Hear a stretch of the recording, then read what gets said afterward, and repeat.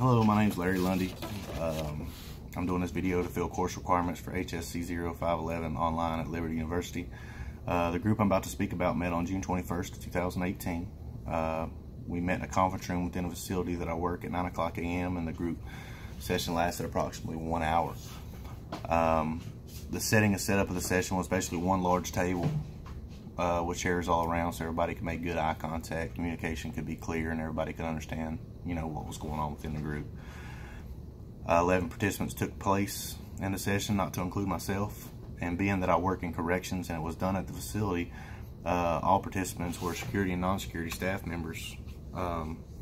There was no co-leader present, as it was just myself. Basically, the organizational context of the group was made up of, again, security and non-security staff members within a prison setting. The nature and general purpose of the particular group was to allow participants to have a better understanding of institutional operations, how to deal and cope with leadership changes, and basically learn the overall vision within a department and have a better understanding for it. The meeting was opened up by letting participants know the purpose of the meeting. The purpose, again, was basically to assist participants in identifying the challenges experienced during changes and the appropriate ways to challenge the process through any type of leadership change. A flip chart was created to assist throughout. After the purpose was disclosed, we went into a check-in question. The question was basically, what are good qualities of a good leader? And I started to my left and we just went around the room. That way everyone had a chance to participate, in which everyone did, which was great, and it was a success. The check-in basically offered comfort and allowed members to feel that they were a part of the group, and in return produced more of a positive outcome in the end. After our check-in, we opened up to general discussion, and the question was asked, what are some challenges you feel come from leadership change? As people answered the question, I wrote down on a flip chart the answers, and we tried to incorporate those answers again with our check-in question, and try to put those answers together and see how maybe some of the answers there could coincide with one another to help be productive in accepting new change and vice versa.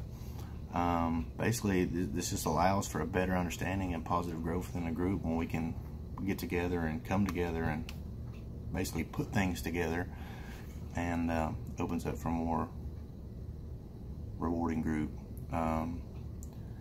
After our general discussion, I raised a question: what do you think is the challenge the process means? I received several responses. The group showed a lot of interest in this. After the question was answered, I made the point: challenge the process basically means addressing the mindset of this is the way it's always been. It seems like some people are kind of stuck in their ways. They've been doing this for 20 years, yada, yada, yada. And then that's the only way they want to do things. And they're not acceptable to change. They're not open-minded. They don't want to, kind of see the bigger picture. I feel this is probably one of the hardest things to do as far as leadership changes go. After I made this point, one of the group members said, "Work smarter, not harder." Hey, I couldn't agree more. I felt that was great. The entire group basically agreed too, so it worked out good. But now at this point in the group is this when we watched our 2 short videos on challenging process. There's 2 short video clips on YouTube. After those videos concluded, we had a short discussion on the videos, and then we moved on basically to our closing discussion.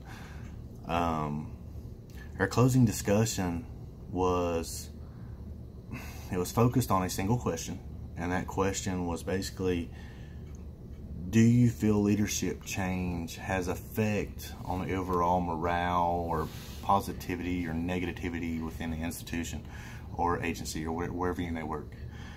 After this discussion, I pointed out that leadership changes come with many challenges for both the new leader and the staff, and it takes everyone together to join in to make it work.